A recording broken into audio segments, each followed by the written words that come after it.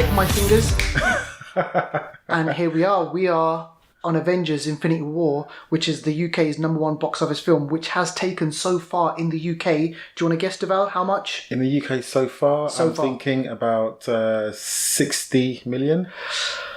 It hasn't taken 60. Okay. But it's taken close. It's basically 50 million. Okay, good. Okay. So 50 million. I've got to see it a few more times then to get to the 60. You're pushing that number up. Let's face it. So that's the UK box office #1, and let's just get straight into this movie. And all I'm going to say is fucking wow. Okay, before we start, let's say spoilers. Yeah, if you haven't seen it by now, it's your fault. Yeah, spoilers. We're gonna go in on this one. Okay. Yeah, and I will echo Amar's sentiment of wow. Yeah, wow. That's all I can say. This film took my breath away. So, let's start off let's start from the beginning. Actually, no, let's not start from there. Let's start from Thor Ragnarok. Okay. Let's go to the ending of Thor Ragnarok. So, if you haven't seen Thor Ragnarok, please, what the hell? Go out and watch, get it, download it, rent it, get it on Blu-ray or whatever it is, watch it on the streaming service. Go and watch Thor Ragnarok, because Infinity War starts off immediately after the end scene of credit scene of Thor Ragnarok. So watch that. And I tell you one thing, Deval, I was so happy that it started off in this way. After the distress call that you hear it, in Infinity War, I was like, wow, we're getting straight into this. And I thought to myself, God, you know what would make this film even better is if we see Thanos straight away. And oh my God, who did we see straight away? Thanos. Standing there, looking out into the universe. Wow. And oh my God, I just couldn't believe it. What were your thoughts on that opening, on the opening? I'm just going to say, I saw this film, went to the midnight showing. Right. And it was packed full of real hardcore Marvel fans. Okay. I had on my, I've got a Fitbit. And my Fitbit measures my heartbeat. During the viewing of Infinity War, my first viewing, the Fitbit registered my heartbeat as equivalent of doing an elliptical workout for the 2 hours. So my heartbeat was at an accelerated level, so much from the adrenaline that I experienced that I was working out, losing calories while watching the film. Yeah. Okay, so from the get-go, you see Thanos in his armour. In his full armor with his Black Order or Dark Order, and you just know what's happening. You know he's here to cause havoc, and you know he's here to get what he needs, the Infinity Stones. And I like the way you don't hear him speak straight away. He has his people do his hard work, for him. Yeah. He's just there looking out into space, and then he takes his time to introduce himself, and then you realise, okay, things are about to go down. Yeah. There's no time. There's no backstory. There's no explanation. Things are about to go down. And it's like, so the scene is you have one of the Black Orders. I keep forgetting his name. Ebony Maw. Ebony Maw. This creepy, ugly looking, He's so eloquent. He's so eloquent. I just couldn't believe it. I was like, this guy is creepy. He's so scary. And the way he just kind of the children of Thanos. Yeah. And I couldn't believe it. I thought it was fantastic. And then you see Thor. He's just battered, he's beaten, and he's just on the floor. So obviously what this tells us is Thanos has just annihilated the ship. But it also makes me think of the Valkyrie. What happened to her? I think, and the word so far is that, because even later on in the film you hear Thor say, Thanos killed half my people. Right. So I think that Valkyrie, what's the rock guy's name? Korg and his rebellion. Yeah. I think they got away. Right. So I think Thor, being the king of his people, said, "Okay, get away. We're going to try and save the rest of our people." So I think they got away. And what we saw being destroyed was the other half of his people. Yeah. No. So. I kind of agree with you there. So seeing kind of Thor on the floor and then seeing Loki, and you know what? I just thought to myself, oh God, this is Loki doing Loki. He's going to sell Thor out, and then he's going to join forces with Thanos. But what happens next is just like, for me, was just shocking. So he sticks up for his brother. He's there to protect his brother, and there's a scene in there where he says to Thanos, like hurt him. Like, I don't give a shit about Thor. You know, do whatever you want to do. I'm not going to give you the Infinity Stone. Thor doesn't mean anything to me. And then when he puts the Infinity Gauntlet on Thor's face, and you see Thor's face just like turning into like purple mush. Exactly. And then I thought to myself, shit, this is dark, this is deep. And the way he kind of like, you know, the brotherly love that came out, I thought that was like absolutely fantastic. They've been on a journey, you know, Thor 1, Avengers, Thor 2, Thor Ragnarok. They've been on a journey. Loki is the god of mischief. He says it himself for the first time. And, you know, he's been on a journey himself. He's from Niflheim, or the ice giant place. Yeah. You know, he's Laffy's true son. And, you know, he's had to work out his own identity and where he belongs. Yeah. And in this moment, he shows us and shows Thor, I am your brother, you're my brother, I belong with you. Yeah. I want to help you, I want to save you. But I think he just plays off to the audience just a little bit to make us think, oh, is Loki going to, you know, backstab him? But he doesn't. And again, like, this is a big spoiler here, so if you don't want to kind of like listen to what's too late, what I'm about to say, like, listen, turn off right now. But were you expecting Thanos to kill Loki? Or do you think that he's dead? It's hard because Loki, like Korg says, the rock guy, you know, these Asgardians, they're hard to perish, you know. So I don't know if he's. I think for us to appreciate the you know, the real seriousness of this, I think he should be dead. Yeah. I think Marvel should kill him. Yeah. Let him go out on a high. You're right.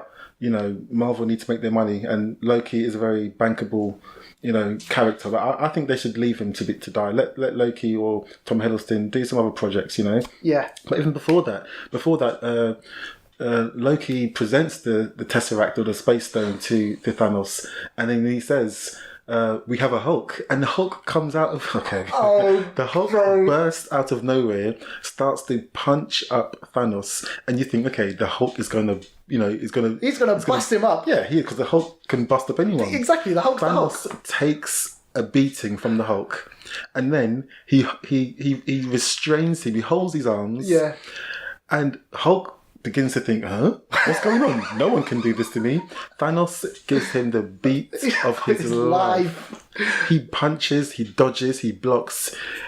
I've never seen anything like it. It's almost like, you know, I don't know if you remember, if you played the old Super Nintendo or N64 game, Killer Instinct. Right, yeah. And you get that 100 hit combo. It was like that, but just a bit slower. He hit him head, the ribs, the belly, the back, the knee. He decimated Hulk. And you know what? I absolutely love that. And there's a bit in there with one of the Dark Orders. He kind of says, he stops one of the other ones and he says, "Oh, let him have his fun," because he knew that Thanos was just going to kick his ass. That's when I realised, hold on, Thanos is a G. Because if the guy that he held back, Ebony Moore held back, I can't remember his name, is it Colobsidian, the big one? The huge. He held back the big one. Yeah, so let him have his. Oh my gosh, I still can't believe. I couldn't believe it. And then the thing is, right?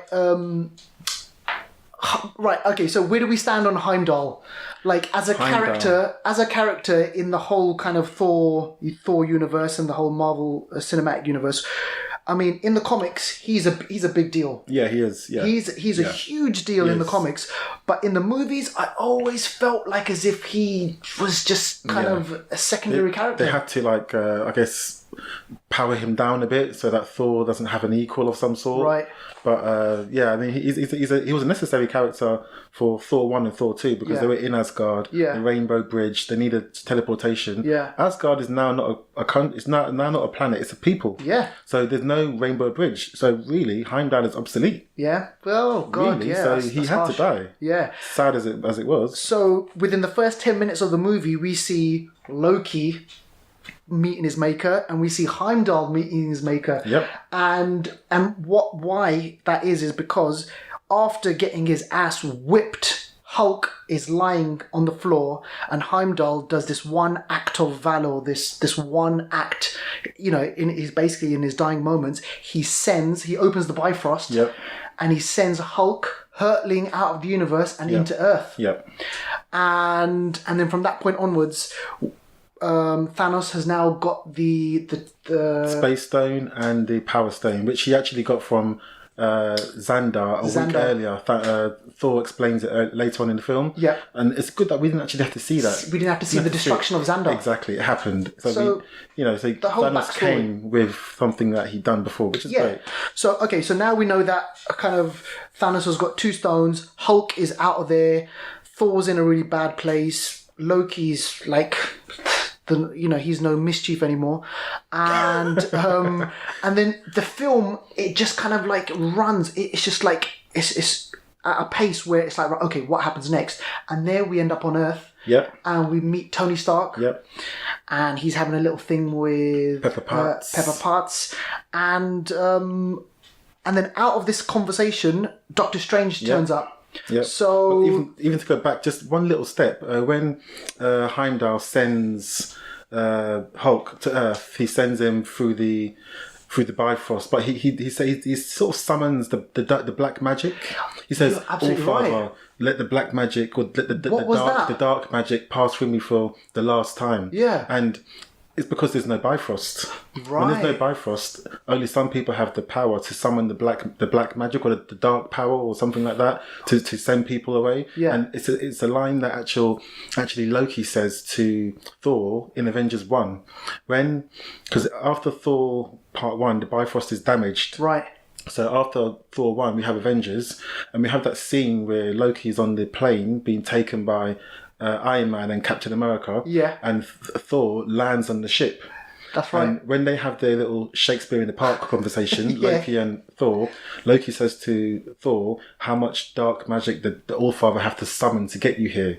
So it's a play on that, just showing that there are ways to transport people if you can summon the dark magic, which Heimdall did. So it's a nice little play on the continuity of the Marvel universe. And even when the Hulk smashes into Doctor Strange's Sanctum Sanctorum, it's a spitting image. It's literally a clip from the comics, but it's the Silver Surfer who smashed through. Right. But because they don't have the Silver Surfer in the Marvel Cinematic Universe yet, they use the Hulk to portray that image. So it's a kind of homage to the comics. Great, I thought that was brilliant. And what kind of gets me is when Hulk smashes through the floor, how scared he is. He's petrified. This guy is petrified. Like, he's just seen, like, he can obviously Bruce Banner can feel the fact that he got his ass whipped. Yeah. So I just kind of feel like as if, right, okay, there's definite danger now. There's definite peril. We need help. And Doctor Strange summons Tony Stark. And I thought this was brilliant. This whole kind of setup where they're in New York, they're in Bleecker Street in the Sanctum, and there's this kind of dynamic between Doctor Strange, Tony Stark, and then you've got Bruce Banner, and they're all playing off each other. I thought that was just like fantastic. Perfect. Ego versus ego, and goatee versus goatee. Yeah, exactly. Two men who are intelligent. Yeah. Well, one is rich, one was rich. Yeah. Who have had real journeys in themselves, Totally. to establish themselves, meeting for the first time on screen. It was great. Yeah, I just thought it was kind of good. Now, what is your take on not seeing the Hulk anymore after this point? I think it's interesting. I think it's interesting the fact that we've never had Bruce Banner being Bruce Banner for so long in any film. Yeah. He's always turn into the Hulk at some point and being the Hulk. But in this film, we had the Hulk for on screen maybe a minute and a half or something like that, if that. And it's interesting that it's good to see Bruce Banner, use him being able to use his skills, his intelligence, and whatever he has to his disposal as Bruce Banner. Yeah. And to see how he can interact with the team, because usually Bruce Banner is the muscle. He is. They call on him even when Cull Obsidian and Ebony Maw land in New York. Iron Man says, "Do you want a piece?" And he can't offer a piece. So they say to him, "Okay, you just go." Yeah. But so it's interesting to see now how he offers himself to the team. Yeah. But I'll talk later about what I think Part 4 will entail with the big guns. Okay, that's what I want to hear. And also, it's just the whole dynamic between Bruce Banner and the Hulk and what is going on between those two. And, because Hulk, he got his, Thanos just kicked the shit out of him. Is he scared? Is he? Does he not want to have a fight anymore? Because as we know, Hulk is kind of like the strongest one there is. Yeah, if you think of Savage Hulk, he could turn himself into kind of this almighty, this all powerful hero. So I'm just thinking, is there comes some sort of psychological thing going on there? But so. There's this huge thing going on in New York. There's a whole kind of little battle, and then it culminates in Doctor Strange being captured and being taken off into a ship. A flying donut. A flying donut. Yep. So we don't have Doctor Strange now. Doctor Strange, who we all know, or if you've seen the Doctor Strange movie, he has the Time Stone. Yep. And Thanos wants the Time Stone. So Doctor Strange gets put on the spaceship and go following Spider-Man. Yep. Which was brilliant. His introduction. Iron Spider suit as well. Yep. Which I thought was fantastic. And then Tony Stark. So they all head up into space, and shit goes down in space. So what do you think is all? At that point onwards, when you were watching the film, where did you think it was all going? First of all, I was thinking, wow, they are going literally this film, because usually Marvel films, a lot of films want to keep things Earth-based because we can relate to Earth and, stuff like that. But I've noticed Marvel now, they don't care. They will take you, Ragnarok didn't touch Earth, you know? And I like the way they just took them away, because this film is a universal threat, Thanos. Let's take this into the universe. I'm glad from that moment, they were in space. See you later. You go and deal with it wherever you're going to go. I like that. I love Tony's kind of line where he said, let's take the fight to him. Yeah. He's not expecting it.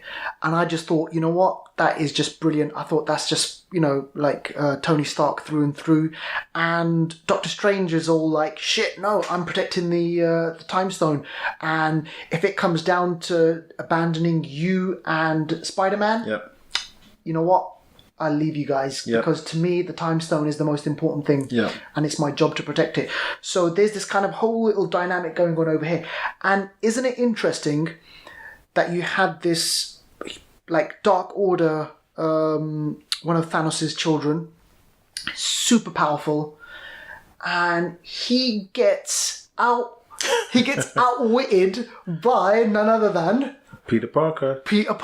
I thought this kid is brilliant. I thought he gets outwitted.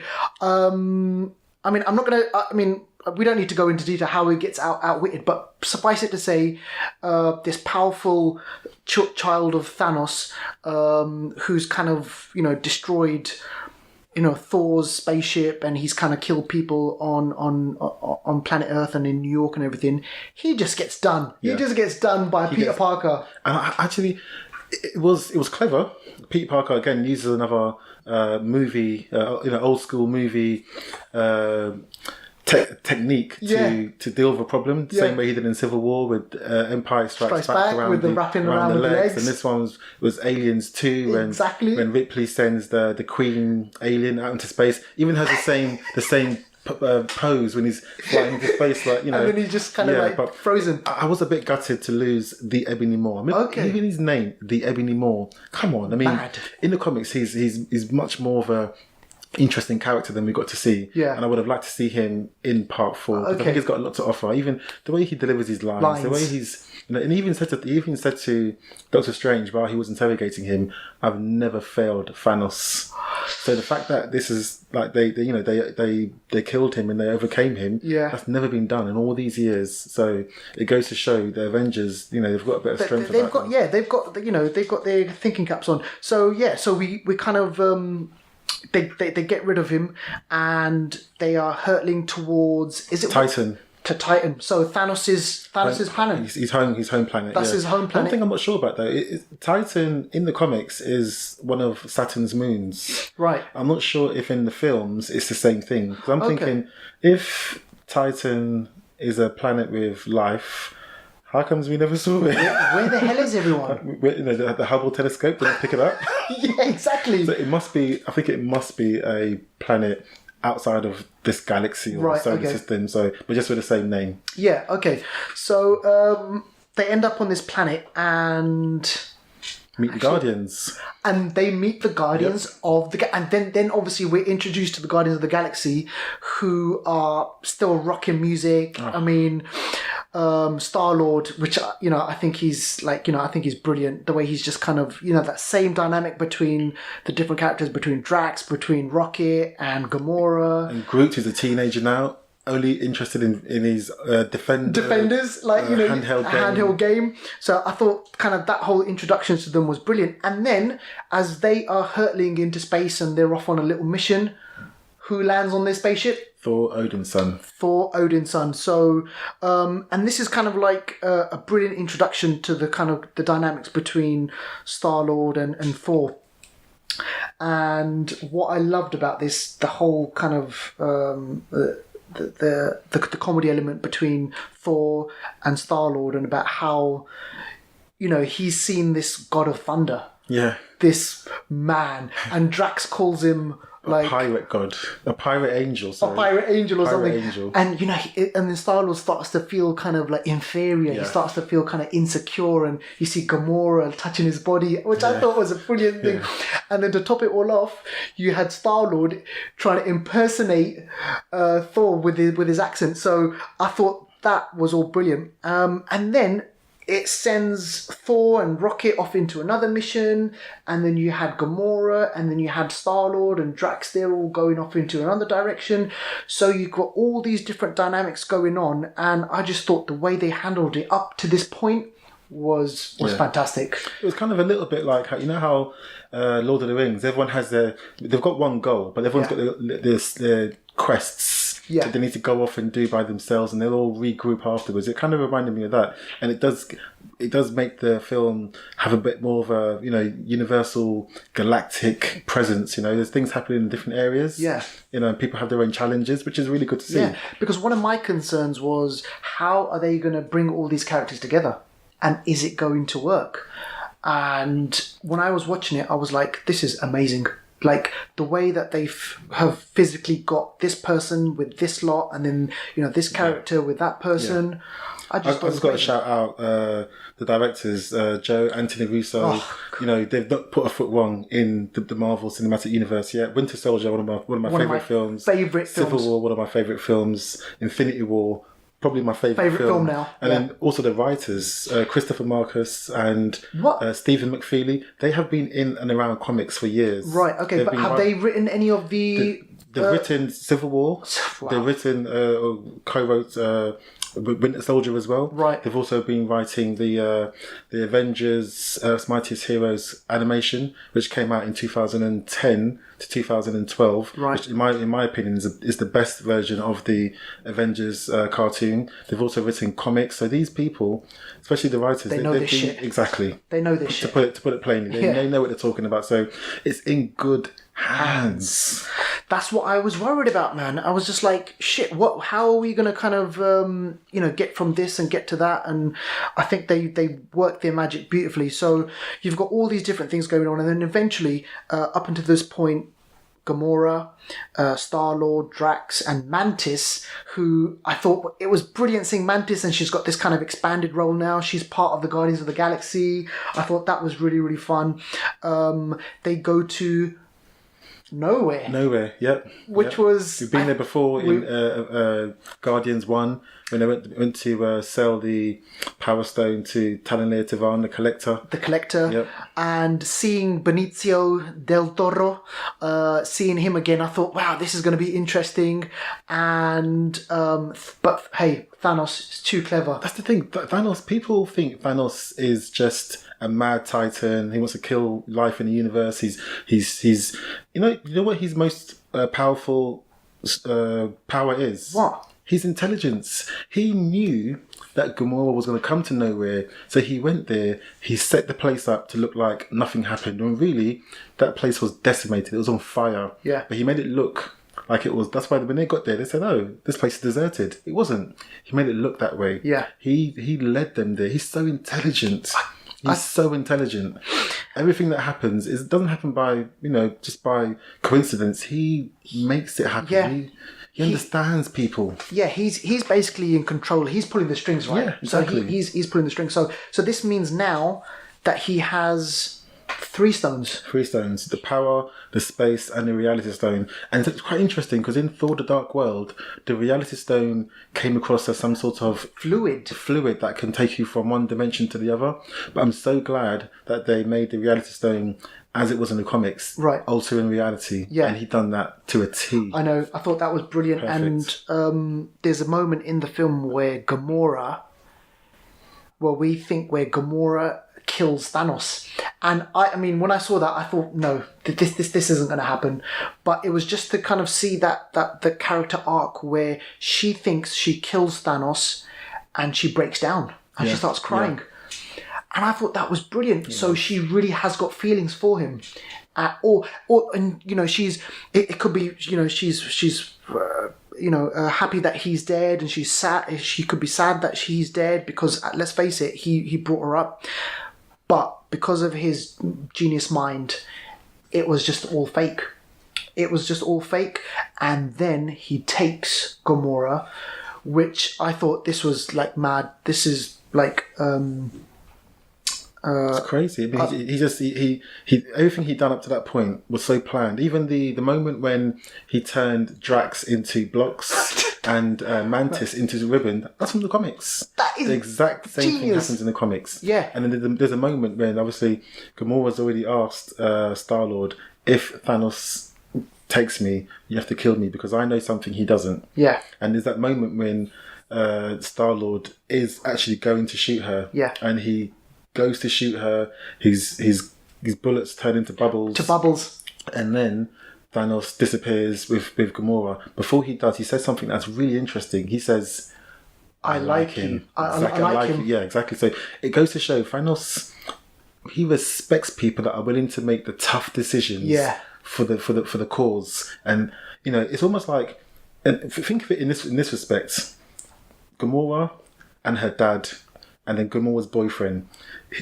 Star-Lord just got the seal of approval. Yeah, but from his father-in-law. Exactly, like, imagine that. Attempting to kill his daughter. Can you get your head around that? Crazy dynamics, right? It's just like, oh my God. So it's like, this leaves Star-Lord in a bad place because obviously Thanos has taken, the love of his life. And what I thought was kind of pretty amazing, they brought back in Nebula.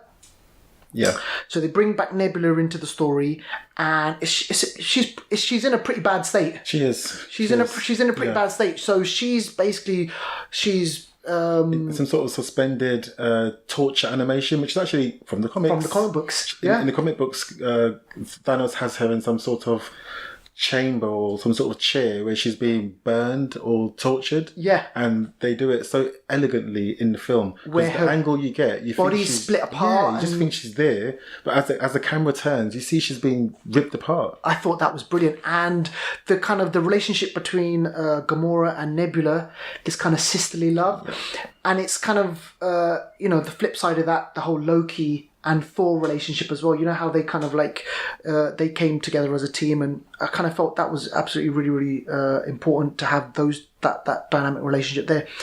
And then again, it's all about making the hard choices. Yeah, Nebula's being tortured. Yep. And Gamora has a secret. The Soul Stone. Yep, she knows. And at that point, no one knew. Everyone thought the Soul Stone was maybe going to be in Heimdall because he can see people. Yeah. They thought maybe the Soul Stone, just maybe somewhere else, just something. And Adam Warlock, maybe he might get involved with the Soul Stone because in the comics he has the Soul Stone. There's all these, rumors, but it was none of it. Everyone got it wrong, and it was in a place called Vormir, which again is in the comics, but. All this time, so from Guardians 1, she knew where the Soul Stone was. Yeah. All this time, so she kept it to herself. But she only let it off when, obviously, Nebula was being tortured. And, Yeah. Yeah. And then I just think to myself,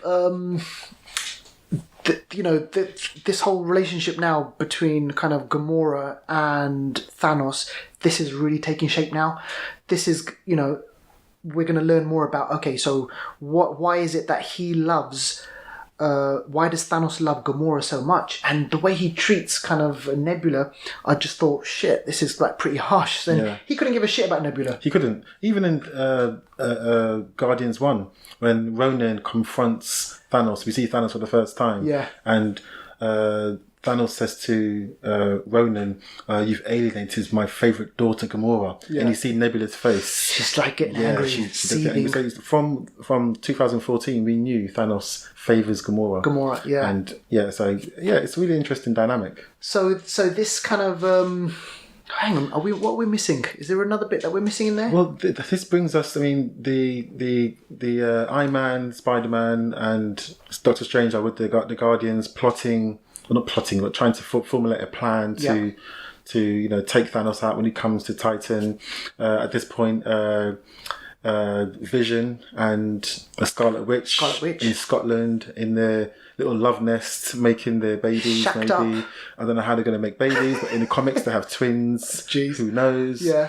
But again, it shows how Scarlet Witch she protects her man.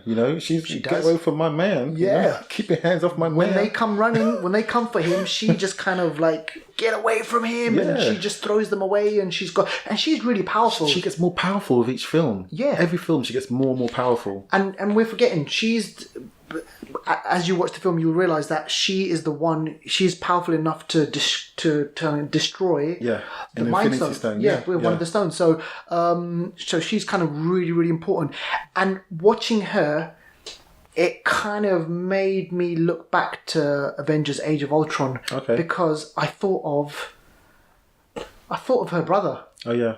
I was like, damn it. Like, it just made me think back to how quickly they killed him off. And I just thought, how would he, if he was alive, how would he have fit in this whole kind of story arc? So in a way, I always used to think, oh shit, yeah, you know what? I really hated the fact that they killed him off and but now I'm thinking, you know what would he have done? How would he have fit in this whole thing? I mean, I'm not too sure, but I think she's become a stronger person, a better person because of that. And, exactly. a whole new dynamic. Their scene in Scotland is when we're first introduced to Captain America, and in the first showing when I saw the film, when he showed up behind that train, the cinema went crazy. Really, the Avengers tune came on for the first time. Wow, and it showed. I'm a bit of a I love my Captain America. He's one of my favourite Avengers. Yeah, I know you. And anytime he's got a team and he strategizes, you see how they took out. The lady Dark Order and Corvus Glaive. Yeah, they were so organised, so just like a unit. You had Falcon. He was like from the aerial attack, and he was just like, and then obviously Black Widow. Black Widow was just kicking ass. I love the way she fights. I know, man. I thought this was just brilliant.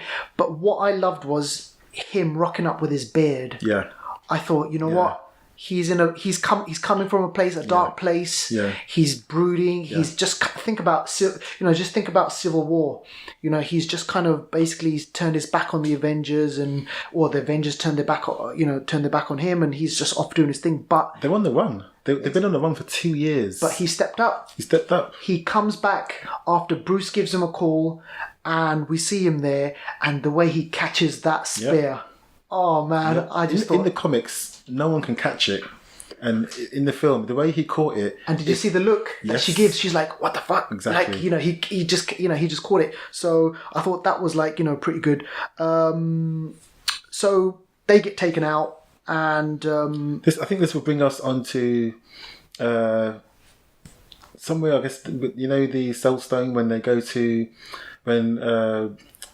Thanos convinces Gamora to tell him where the Soul Stone is. Yeah.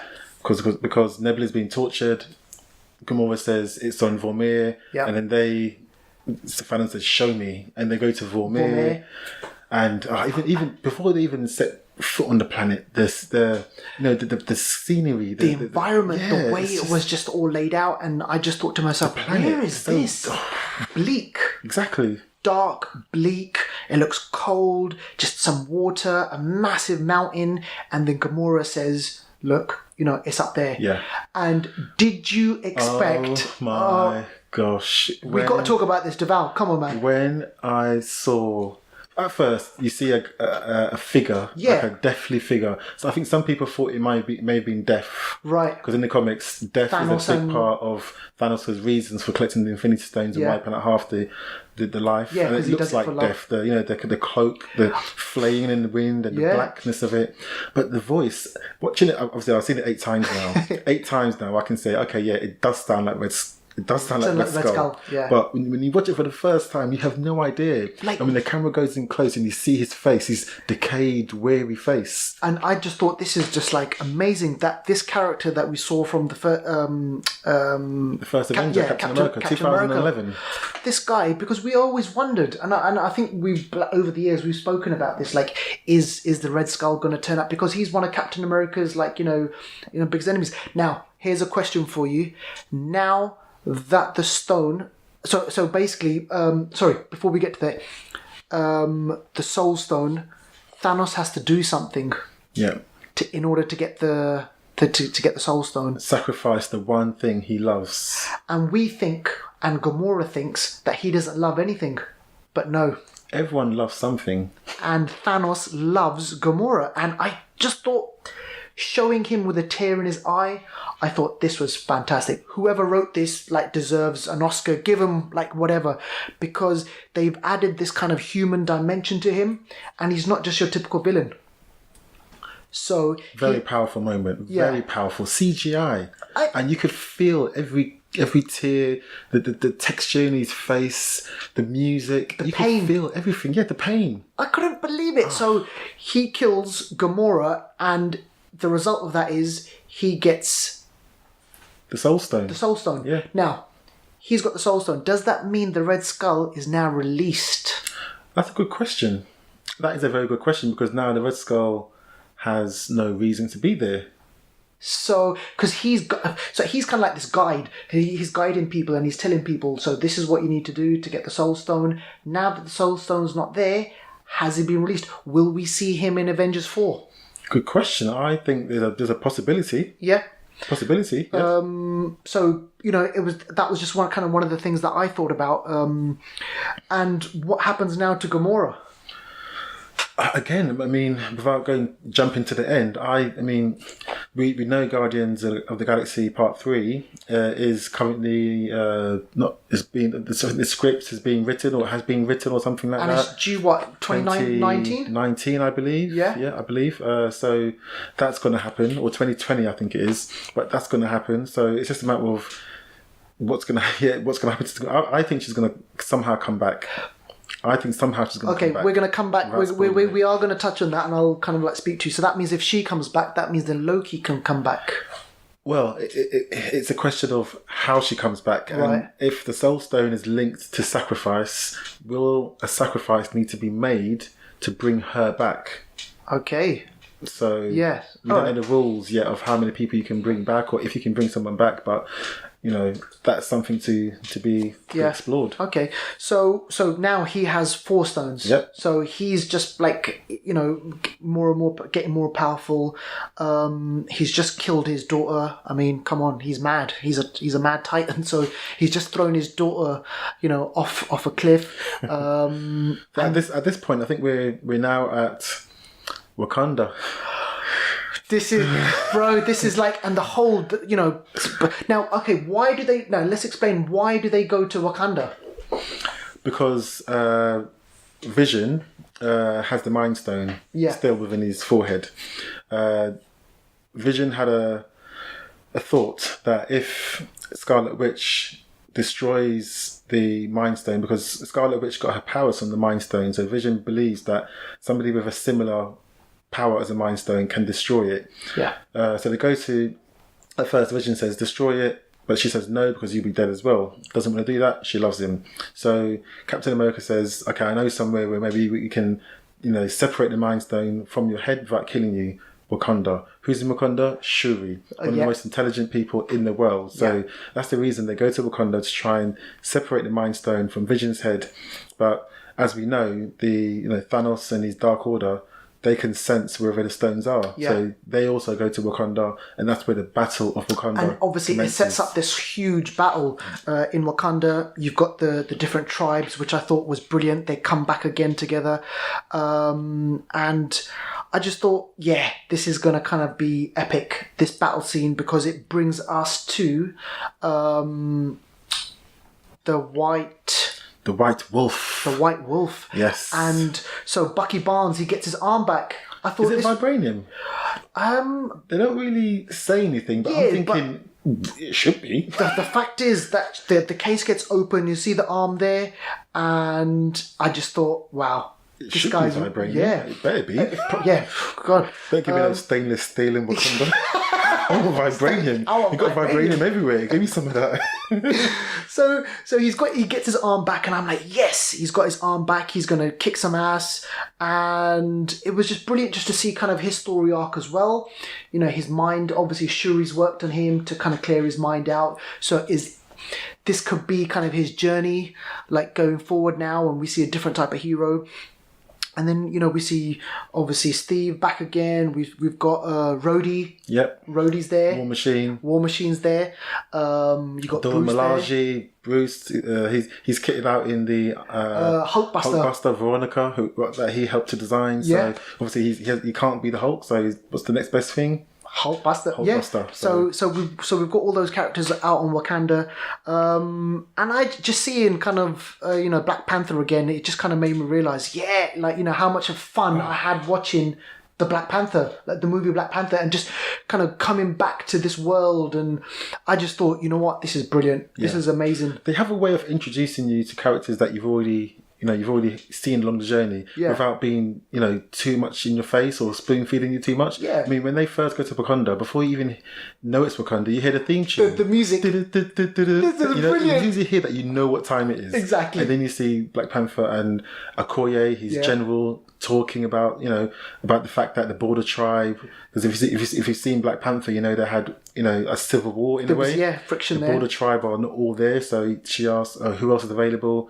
Getting Mbaku, he likes a good fight. Yeah. And Mbaku, him, are friends. So it just reunites you with the Black Panther story. And it just reminds us that, these characters are there and they're part of this whole, this universe, which I thought was absolutely fantastic. So we know that, so Vision's there and, by the way, let's talk about Vision. He doesn't really do much, does he, in this film? Yeah, I think Vision is meant to be really one of the toughest Avengers. He's powerful. He can phase, he can fly, he can morph his body, he can do all sorts. But I think the thing that happened at the beginning, he was stabbed with Corvus Glaive's blade, and that messed up his circuitry. It stopped him from being able to phase. So it did limit him. He became a real lightweight compared to what he normally is. He can still fly, still got a bit of strength, still got his laser, but you can't really phase and stuff. So he's weakened, which is a good thing because it shows his vulnerability. I guess, because otherwise it'll be too easy. Right, okay. Yeah. So we're kind of introduced to everyone on Wakanda, and then we shift back to Titan, and we see obviously the Avengers, and we see the Guardians of the Galaxy and Doctor Strange. They're kind of they're plotting, right? How are we going to kind of kill Thanos? How are we going to get rid of him? And I just thought, it was brilliant. You've got Star-Lord joking about just because it's like two different crews, trying to come together. So you got Star-Lord and Drax and Mantis, and Mantis is almost she's almost like a child, but she means well, but she doesn't just really like kind of gets in the way a bit. Yeah, like, she said, we take us and we kick names, and Drax is yawning when Iron Man's trying to give the plan, and Star-Lord is, we forget Star-Lord was taken as a child. That's right. He wasn't raised a conventional way. He was raised by Ravagers, and he's been in space and that, so he's very immature. And he's half, and you know what, and also when I think about it, it's like he's half God. Yeah. He's half God. He even says that I'm half human, so the half of me, and what does he say? I'm half human, so the 100% of you is the stupid part or something. I thought that was brilliant. And then the way they kind of when they all kind of, when the Guardians of the Galaxy and when Tony Stark and Doctor Strange, when they all get there, there's this kind of like little bit of a struggle, and they're like, okay, who are you? Like, whose side are you on? Whose side are you on? And then they realise that they're all on the same side. But there's this brilliant bit which apparently I read was improvised. There's the Gamora part. The Gamora part. Like, where is Gamora? Like, who is Gamora? And Drax is like, why is Gamora? So apparently that line was improvised. And you know what? It was in the showing that I was in. It had one of the biggest response, biggest laughs. Yeah. So I thought that was brilliant. And then there's a bit in there where Tony, he catches Drax yawning. Yeah. I just thought it was brilliant. Like, Drax just like doing his thing. I thought this is so cool. He's got such good comedy timing, and the way because Drax, Dave Bautista, he was a wrestler. Yeah. He was a powerhouse in wrestling. Even, you wouldn't think a guy like that could be such a comedian. And could be so funny. Exactly. Like, and the way he uses his body, and the way his timing, and the way his speech and everything, I just thought it was brilliant. Yeah. And by the way, just quickly, Blade Runner 2049. He's in it as well. He's in that as well. Yes. This guy, he's going places. He's versatile. He's versatile. So they're on Titan's planet. There's one big bit. I just want to say there's one bit that happened when they were there, while they were trying to get their plan together. There's one bit that happened. Yeah. That when it happened, it blew my mind.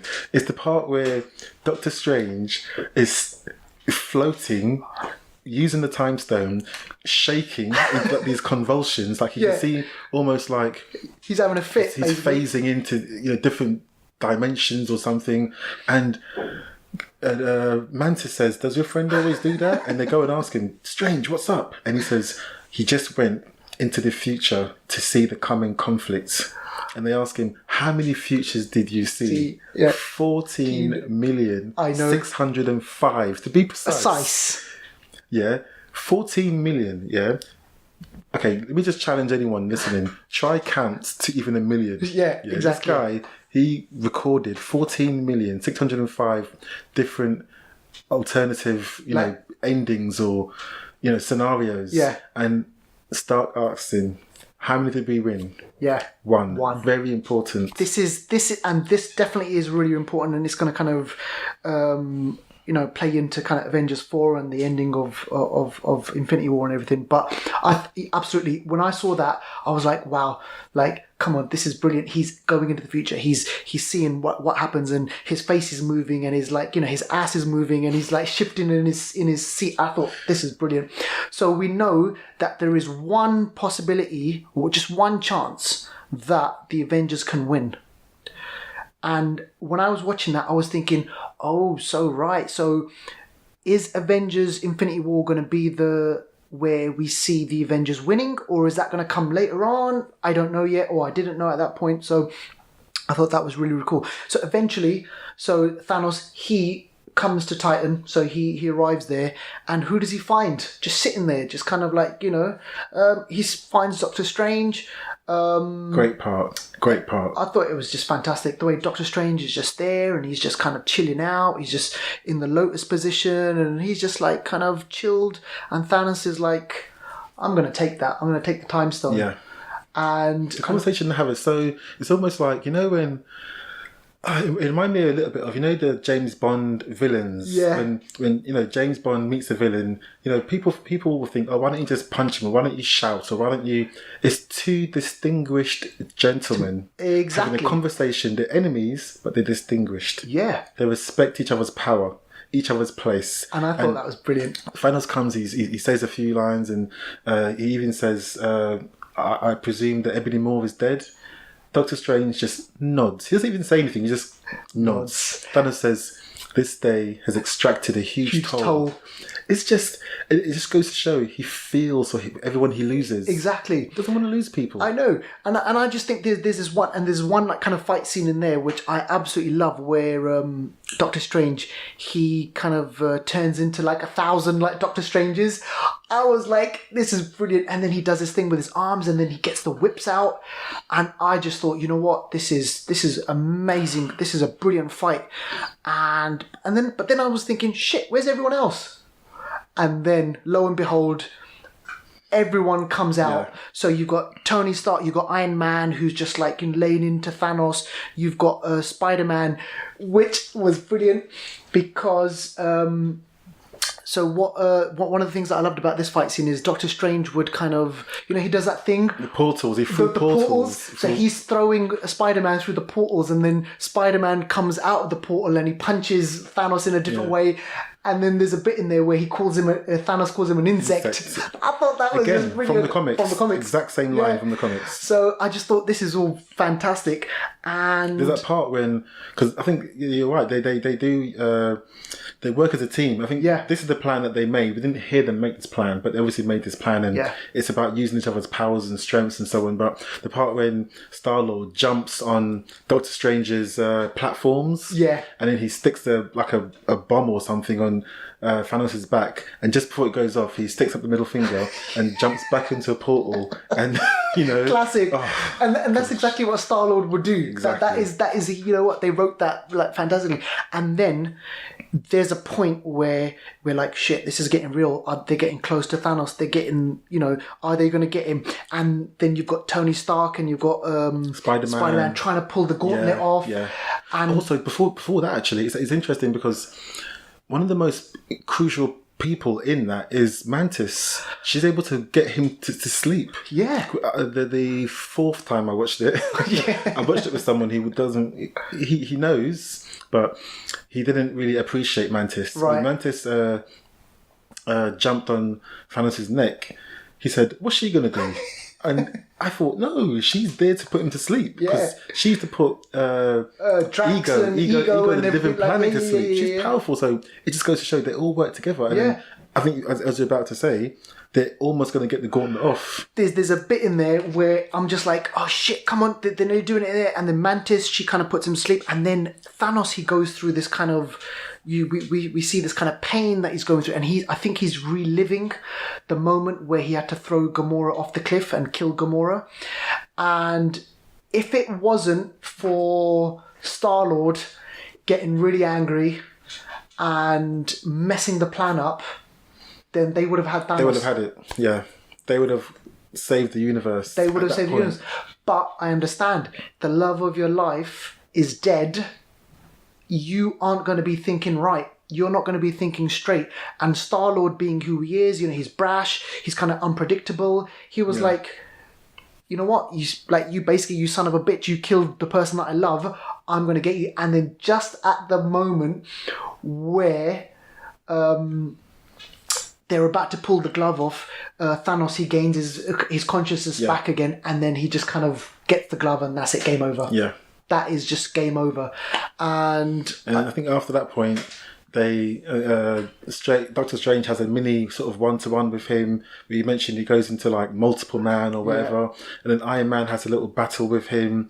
And again, from the comics, there's a part where Thanos throws a moon at them. Yeah. And I guess in the movies, he didn't actually throw the moon in its entirety. Yeah. But he got chunks of the moon. And the power of the moon or something. That's such a good scene. I mean, amazing, man. These people. And what I loved is this.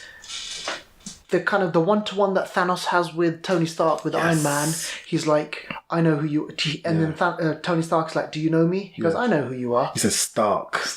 And it goes quiet. The cinema goes quiet. The music, it goes quiet. Thanos, massive close-up on his face. You're not the only person cursed with knowledge, he says. And this kind of reminds me of going back to Avengers... Age of Ultron.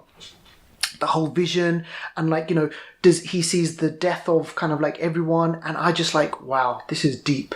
This is deep on so many levels, and these two are connecting like as characters. So I thought this is just so well written and so well directed. I love that scene. Yeah. There's that moment as well when they have their fight, Iron Man and Thanos, where like, Iron Man actually does quite well against Thanos, but obviously he's not enough. Yeah. And then Thanos gets a part of Iron Man's suit and stabs him with it. The cinema went quiet. I thought that was it. People were gasping. My nephew, he cried at that moment. Literally, people thought Iron Man, because he was bleeding from the mouth and everything. I thought at that point, because you know what, the kind of, obviously reading into the whole thing and like looking into the story before this, I knew people were going to die. And I thought, damn it, they can't get rid of Tony like this now. No, come on. And then he kind of like, it was brilliant. He uses his laser black power thing, and he's kind of like sews himself back up again. So I thought that was like, you know, really good. But they're in a bad state. They've been destroyed. Star-Lord has just found out that Gamora's dead. Yeah.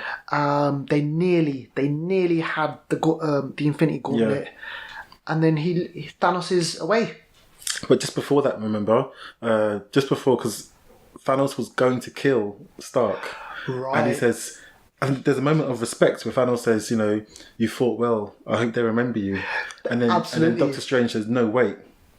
If I give you the time stone, will you spare his life? You're absolutely right. I think that's an important moment. Do you know why? Because if Strange is willing to sacrifice the time stone to save Stark's life, this is the one chance. He must chance. know that the one chance they've got to win involves Stark being alive. So, and Stark even says, why did he do that? Yeah. He said, it's the only way. It's the end game now.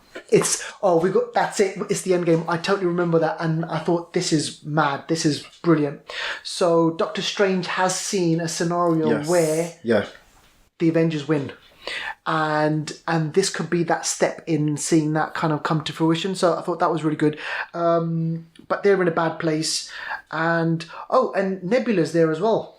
Oh yeah, she crashed like she did in Guardians 2. She crashed her plane through him. And she gets slapped away. Exactly. And Nebula is important because in the comics, she has the power of the Infinity Stones. Yeah. So she wields the Infinity Gauntlet. So I wonder, in Avengers 4, is there a way in which she's the one who kind of, you know, come in full circle with her relationship with her dad, the one person that Thanos thinks is kind of like, not important in his life. She's the one who kind of does something, and with the Infinite, well, we'll have to wait and see. But I mean, that could be something. So they're all stranded on the planet. They're broken. They're destroyed. But there's one part that we should quickly fit in before we get to Thanos arriving on Earth. The whole Thor going to Nidavellir and forging his Stormbreaker. And Tyrion. That's Eitri. Tyrion Lannister is when Tyrion Lannister turns up, I was like, oh my god, and his voice. Yeah. And isn't it kind of like so, like, you know, good, the fact that he in real life, like, you know, he's a dwarf, and so he's a giant. He's a giant dwarf in this. It's a reversal of it's interesting, but in the comics that's what they are. Yeah. And I had no idea he was even in the film. That was just all kept secret. That was like, you know, and that just shows we never read into this, because I never read up that he's in it as well. So they go to what was the Nidavellir. Exactly. It's like I guess the factory or the mining or the creation of weapons. You know, even Rocket said it's a place that they create the most deadly weapons in the universe. And it's the place where Odin in Thor 1, Odin says, Mjolnir was created in the heart of a dying star. And when you think about it, you think, how did that happen? Yeah. But we see that somehow they've got, because at the heart of a dying star, as it's going to die, it turns into a neutron star. The elements become heavy, and they all compact into a small place. So like a teaspoon of neutron star will weigh 100 million tons. Wow! So that's why Mjolnir is so heavy. Because that's the small mass it is where it's such a heavy weight that only magic can allow it to be wielded by someone of Thor's. That's why even the Hulk can't lift it up. And there's a bit in there, where he tries to lift it up. It's interesting. Yeah, good science behind it as well. But fantastic. And then so they're on this planet, and then there's this thing that they've got to do to kind of to create Stormbreaker, and what a weapon! Great weapon. The weapon of Beta Ray Bill in the comics. The horse-looking person who was, he actually was one of the only people that has lifted Mjolnir because he's worthy.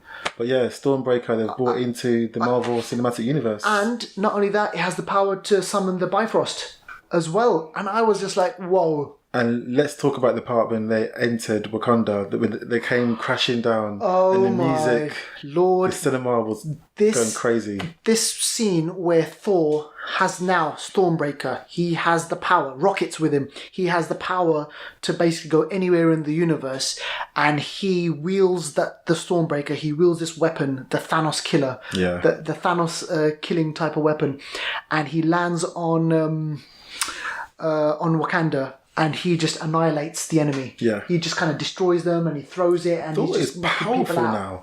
He's crazy powerful. And from the comics, Ultimate Thor, isn't it? Yeah. With the lights on the shield or the front plate of his kind of like costume, I thought that was a brilliant touch. So that was like fantastic.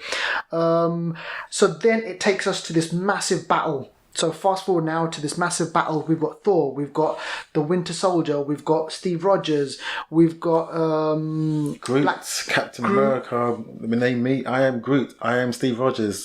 Classic moment. That was brilliant. I thought that was fantastic. Comedy within a battle. It's just So you've got all these different characters now. They're fighting from the left side. They're coming from behind. They've got all these kind of creatures coming through the wall and the Outriders with their 4 arms. Yeah, they look savage. I'm surprised a few more people didn't get killed by them. Yeah, I just kind of... And then there's a bit in there where Scarlet Witch, she's with Vision. She's looking after him. But then there's a bit where she's forced to come out to the open. Yeah. And she kind of like kicks ass. And then Okoye was like... What was he doing up there the whole time? Like, why didn't we use her before? And I was just like, I thought that was just brilliant. So, it was good to kind of see the dynamic between those three as well, with Scarlet Witch and like, Black Widow and Okoye and everything. So that was all good. And then they basically kick ass. The Avengers, they do. They kick ass. They kind of they push back and they get success in. They hold their own until Thanos turns up. And then at this point, so there is a point where the Vision, he's dying basically. Yeah. And Thanos is so close to Vision that Scarlet Witch doesn't have an opportunity to save him. So the only thing she can do is to destroy the stone, which means destroying Vision. Yeah. And she destroys the stone. Yeah. Which takes some doing. It's an Infinity Stone. It's an Infinity Stone, but she's got the power to kind of destroy it. And then we're like, oh my God, Thanos doesn't get like one of the stones. But what does he have? Time. He's got time. And he says it. He says, this is no time at all, or something. He says time twice, and then that's when you realise, okay, he's gonna turn back time. He's gonna turn back time. Turn back time like shit. So he basically, uses the time stone. He does his thing with the arm, turns back time. And he basically takes he plucks the Mind Stone out of Vision like he pluck a grape from a from a branch or wherever grapes grow. I don't know. I buy them from superstores. He just like he plucks it and Vision just turns grey and collapses. And that's it. It just collapses. And then Vision. That's it. Vision's over. He has all 6 Infinity Stones.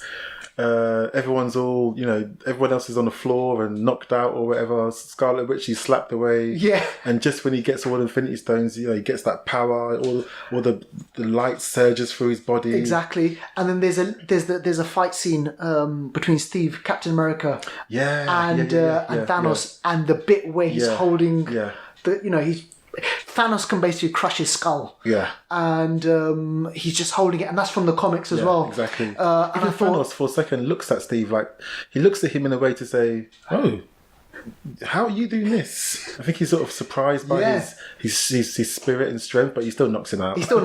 And you know what? That's it. So he gets he's got all the stones. Yeah. What's stopping Thanos now? Well, Thor comes out of nowhere, throwing Stormbreaker right. Thanos actually holds his Infinity Gauntlet out with all 6 Infinity Stones. He shoots a beam of power towards Stormbreaker. Stormbreaker still somehow manages to go through this. It's so powerful that it goes through it, and he gets close to Thanos. Chops him in the chest. Yeah, Stormbreaker plunges into his chest. Thor lands and says, "I told you, you died for that." And that was for killing for Heimdall and Loki. Yeah, exactly. So so Thor kind of does get a bit of revenge. And for a split second, you think, is Thanos going to die? Because Thanos screams. He's going, "Ah!" His mouth opens. I think to myself, does his breath stink? I wonder. His mouth opens big enough to put your head in there. His breath must stink. But oh shit! But then Thanos is sort of, he's breathing, he's saying something under his breath, and he says it once, you don't really hear what he says, and then he says it again and says, "You should have gone for the head." And as soon as he says that, the camera pans to his Infinity Gauntlet hand, and then you see his fingers go click. Oh my god. And you know what was brilliant? I just thought the fact that they just panned over to that, and there wasn't this other little fight going on. It was just straight away. Almost like if you looked away, you'd miss it. Yeah. It was such a quick thing. And this is the beginning of the end. This is where we see all of the Marvel characters that we love and have watched since, say, 2008. This is what it's all culminated in everyone going. So come on, tell us. So who goes then? Oh my gosh! I mean, I think when the click first happens, first of all, he goes into another world, and we see him without the Infinity Gauntlet, no wound, and he walks over to Gamora as she's a child, and she says, "Did you? What did she say?" And he says, "Oh, daughter." And I think she says, "Did you do it, or what did it cost you?" He said, "Everything." Everything. And it comes back to the real world, and we see the Wakandan forces starting to fade away. We see Bucky fade away. We see Sam Wilson to Falcon fade away. I thought that was so sad. Yeah. He's going Falcon. He's going, where are you? And fades away. Then we see Black Panther coming over to Okoye, and he touches her, and you think Okoye fades away for a second, but then you realise Black Panther fades away. Yeah. You think, hold on, Black Panther, he can't go away. Why is he going? He fades away. Basically, all the latter Avengers, so not the original Avengers assembled people, fade away. Yeah. And then often Titan, Mantis fades away. Star-Lord, I was shocked about Star-Lord fades away. Drax fades away. And then the big one that really no one was expecting. A tier 2, or Strange fades away. And then Spider-Man fades away as well. I thought this was just crazy. So everyone is basically there. So who's by the end of the movie? Who's left? So we've got Iron Man, Nebula, who you said could be important for Avengers 4. Black Widow, Hulk, Thor, Okoye, Rocket Raccoon is still there. It's 7. Captain America, Scarlet Witch, not Scarlet Witch, Black Widow. Black Widow. I said that already, but yeah, Black Widow's still there. But yeah, so a few interesting ones, like Rocket's still there. Yeah. Groot's fade away was really sad. That was sad, wasn't it? Yeah. Oh, and apparently, and this is only because I was kind of follow these guys on Twitter and stuff like that. Oh, yes. What he says. Yeah. He says by dad, was it? Father. By father. Yeah. Oh, I thought that was so sad. That was written into the script. It wasn't something that they just made up afterwards. It was part of the script. So Groot says father, and I was just like, oh man, this is really, really sad. So all these characters. So half the life in the universe. Yeah. So this is Earth, Xandar, the Kree, the Skrull, who we're going to be seeing hopefully in Miss Marvel. Everyone we've seen in the Marvel Cinematic Universe, half of that is gone. Just gone, decimated, just like forget about it, zilch. No, like, you know, so, and massive. And this reason that Thanos has got for wiping out 50% of the universe, what do you think? Is it? I don't know. It's like I can relate. I can't relate to it, but I can understand where he's coming from, because he says to Gamora, her planet, the resources, you know, too many mouths to feed. Yeah. And with anything, like even Earth has, I don't know, 7 odd billion people. Yeah. In, I don't know, let's say 10,000 years' time, how many people are we going to have on Earth? What are our resources going to look like? You know, this is if someone says to us in 1,000 years' time, I can solve your coming problem by doing this, people will think that person is mad. But he said Gamora's planet now is thriving, abundant. People don't go to bed hungry. Yeah, it's, you know, it's a paradise. So his reason, the reason is sound. It's the method. Method in the madness. Exactly. And this is why I love your analysis, because, like, you know what, that is deep, bro. Like, that is deep. I love that. It's so true. Yeah. But it's absolutely true. So you've got 50% of the population, like, kind of gone. They just turn into dust. Now, there's a fan theory online, which states that they actually haven't died. They're in a different place. Yeah, their souls have been taken into the soul world or soul realm. Yeah. That happens in the comics. Yeah. So, is it possible? Is this a way for them to come back, bring everyone back, you know, for Avengers 4? Also, I was kind of thinking about this, and I also read this as well. Gamora, the young Gamora, where was that? Was that in a different alternate reality, or was that... Can this young Gamora be brought back, or are we seeing... I don't know. And also, the question is, okay, let's say the people that are clicked out come back. Does that mean the people that died naturally can't come back? So, Loki, Heimdall, obviously Gamora, as you said, but I think that one's, you know, there's some debate around that one. Yeah. And Vision as well. What happens to Vision? And also, he doesn't have a soul. He's not. He doesn't have a soul. So, and also he didn't even fade away.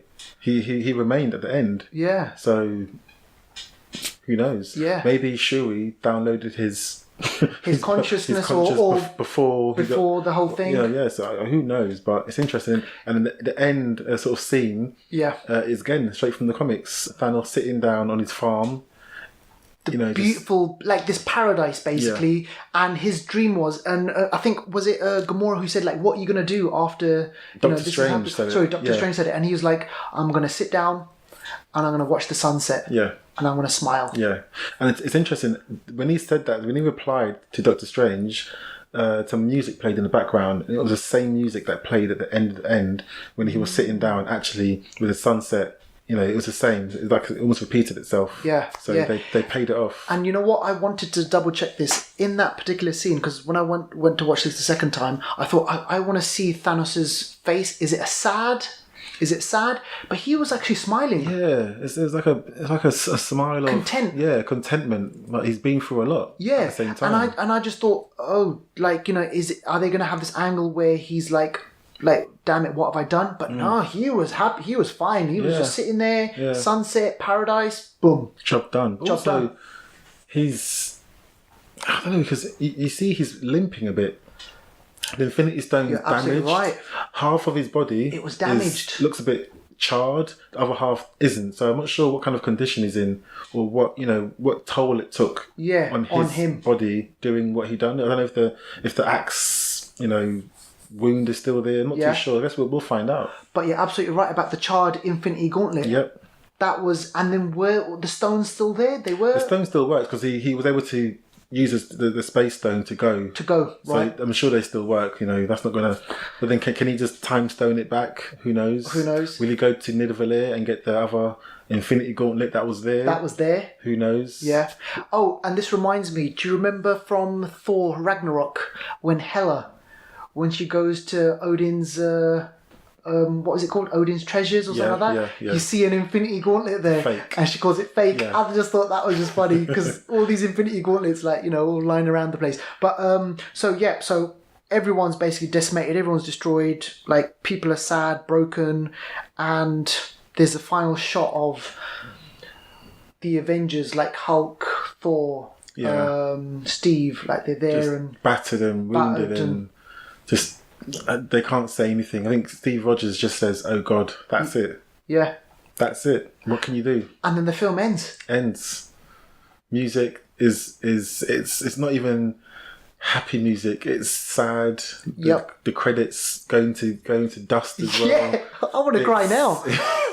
It's just hopeless. It is. I think for some people, it reminds them of Empire Strikes Back. With the hopelessness of that. Yeah. When, you know, you think all is lost, and it brings people back to that sensation. I think for me, probably worse, because if you don't know what happens in the comics, you are literally lost in this film. I watched it with my wife, and afterwards, when that scene, she was like, "No, but where's everyone?" Like, and I was like, "No, that's it. It's over. Like, everyone's dead." Yeah. She's like, "No, it can't." And like, she was really shocked about the whole thing. So I'm like, "Yeah," and she's like, "Well, what about Avengers 4?" I was like, "We don't know. Like, who knows? We just don't know who's coming back or how are they going to play into a story." But I mean, by the end of it, I was just like, I was bowled over by it, and I just thought this film is epic.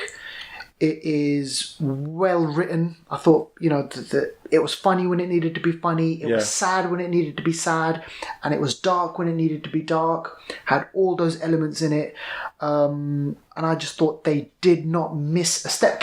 Is there a bit where they missed a step? Can you think of any flaw in the movie? I can't think of anything because this is the 19th film. Yeah. We go there, or I go there with expectations. I try to calm myself down. Yeah. But this one, I was so hyped up. Yeah. And they surpassed my expectations. It's hard to do when I've already seen Avengers, I've already seen Civil War, Winter Soldier. Those are top films. Yeah. And this surpassed my expectations. I can't ask for anything more. Yeah. What more can I ask for? And you know, one thing that I get scared about is like, what? How are they going to top this? Like, what if they mess up? My answer to that is fear not. Okay. Yeah? Remember whose hands you're in. Exactly. You are in good hands. These guys are... For sure, it won't be worse. Yeah. It may be the same level, which is still great. Yeah, exactly. But it will not be worse. Yeah. And let's not forget, end of credits scene. Captain Marvel. Captain Marvel. So Carol. So the version that we're going to see, and I think this is coming out in what, 2020 or 2021 or no, this is next year before Avengers 4th of February. Captain Marvel comes out, right, which is going to be set in the 90s, so the timeline isn't interrupted. But then maybe by the end of that film, it will link to the end of Avengers, somehow possibly, or something. Yeah. But I just thought, like, you know, Nick Fury. They both. I thought, okay, we're gonna get, because it's half of the universe. I thought half of them. Yeah. I thought one of them will fade away. The other will still be. They both. I thought what? Again, there's a funny bit right in that scene. I thought Nick Fury, what a gangster, right? What? Oh, gee, there's a bit in there where he's walking, trying to get back into his car, or walking past the car to get, away, and there's a person with him, and he pushes that person away. I just thought this is like, even in that moment, he's just got to get to his pager, or he's got to do something, and just before he fades away, he says "mother," and then it just cuts. But then you hear the click. Yeah. You hear the click. So he does send the message, and then the whatever it is, like a pager or like a futuristic page or whatever it is, it falls on the floor, and then you see sending, and then you see Captain Marvel. The kind of the insignia. She is mad powerful. I know. She's on a level with the Hulk, or if not, she can do things that. Oh. So is this going to be? So obviously this is going to be like an origin story, right? Yeah. So this is going to be origin story. Captain Marvel. She's a decorated U.S. Air Force pilot. Right. It's also going to introduce. It's also going to reintroduce Phil Coulson. So he's going to be in it because it's in the 90s. He's alive. So he's alive. Yeah. Okay. Yeah. So we're going to have Nick Fury with two eyes. So we're going to see what he was talking about in Winter Soldier when he said the last time he trusted someone, he lost an eye. So maybe we will see him trust someone and that person, stab him in the back or maybe stab him in the eye. And that's how he loses it. Now we find out how he loses an eye. Hopefully. So it's going to be interesting. So, so Avengers 4, what are your theories? What do you think, what could happen there? First of all, it's going to be a great film. Yeah. I think that we will see a return of the people that were faded out. Yeah. When they come back, I'm not sure whether it's going to be early, middle, or quite late. I'm not sure, but I think there will be an introduction of new characters, or I think the Avengers will have to work with some enemies to try and the enemy of my enemy is my friend, or whatever that saying is, and they will have to forge an alliance with someone to try and overcome Thanos. I think there will be some time manipulation happening because there's been some set photos of Ant-Man and Captain America in his original Avengers 1 uniform. Oh. So I'm not sure what's happening there, but Ant-Man and Hawkeye need to get involved. Because they were obviously, we never spoke about them yet, they're absent from the film. That's they're right. away with their families and House Arrest as well with Ant-Man. Yep. So it's going to be interesting, but I actually don't want to think about it too much. I want it to be a surprise. Yeah. So I just want to enjoy it as it comes. So in terms of the next Marvel film, so we've got Ant-Man and Wasp in early July. Early July, and then it's Captain Marvel in February. And then it's going to be Infinity War. Well, Avengers 4. Avengers 4 in what, May? April, May time. So this time next year, type thing. Late April. And then after that, it's going to be Guardians. It's going to be Spider-Man: Homecoming is going to be July next year. year. The film after Avengers 4 is going to be Spider-Man: Homecoming. So we know Spider-Man's coming back. So yeah, exactly. He's he's coming back. And he's one of the biggest, one of the biggest characters there, and they're not going to kind of let go of him. Nah. And I'm so looking forward to what they do with Hulk. Yep. Is it what kind of dynamic is this going to be? I think he'll overcome his internal battle. I think Avengers 4 is going to have the big guns. Hulk, Captain Marvel. Yeah. There's going to be some big guns with some big hitting Avengers. Yeah. Coming. Because you're going to need them. Let's face it. How are you going to get the Infinity Gauntlet off his hand? There's got to be some... But also, I think you're going to need kind of, the intelligence of Stark. Just kind of that planning, that kind of, how are we going to, get around it? And Shuri as well. She's still around, hopefully. She can, maybe she can design him a vibranium suit, perhaps. Yeah. Who knows? Cool. I think we've pretty much covered the whole of Infinity. I mean, we've been at it for about an hour, I think. Have we? Time flies. Listen, shall we go back? No time at all. Let's go back. But listen, you know what? It was fantastic, speaking to you about this, and I can't wait until we do this again. We speak about, I think what we've got next week is going to be Deadpool. Deadpool 2, seen it on Tuesday. So we've got loads to talk about because I'm going to definitely be watching that as well. Yep. And then we've got Star Wars. So mixed reviews and that so far, mixed ideas. So I know. I saw the trailer and I have to admit I wasn't too keen on the trailer. Okay. But I mean, I've never based the film just on a trailer. Exactly. So that's something good. So we've got Deadpool 2 to look forward to. We've got Star Wars to look forward to, and Ant-Man and Wasp will follow that. I think we're definitely gonna. There's other films in between. I'm sure we can. There's going to be loads. There's going to be loads of other big films coming up. So we're definitely going to be kind of talking about those. But I just want to say one thing before we go. So I follow Sylvester Stallone, on Twitter, on Instagram, or whatever it is, and he just uploaded a poster of Guardians 3. No. No.